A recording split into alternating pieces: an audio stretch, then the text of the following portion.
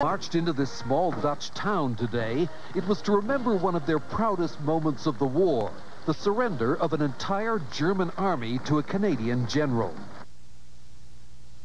It happened here 50 years ago when the Nazi general Johannes Blaskowitz drove into Wageningen. General Charles Foulkes, commander of the 1st Canadian Corps, was waiting to dictate the terms of surrender of a German army that had occupied and laid waste Holland for 5 years.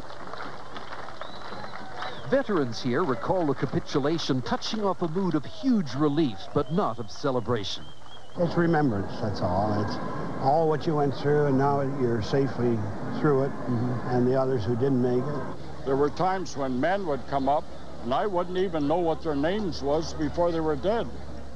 Today, though, the mood was a festive one as this large crowd celebrated the crowning achievement of the Canadian Army in Europe and the beginning of what some would call the sweet spring of 1945.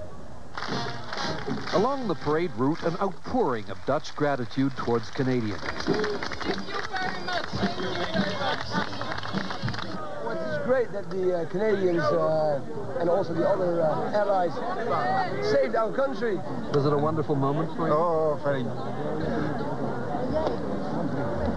But the emotions today weren't just those of the veterans and the people they freed. In the crowd were Canadians from the home front, for whom the German surrender meant that husbands and brothers and fathers would be coming home alive. There were cheers, too, for the other veterans of the Dutch campaign, among them the British, the Polish, and the Americans. But pride of place was given the Canadians, and their role in the only major operation in World War II that was commanded from start to finish by Canadians. David Halton, CBC News, Wageningen.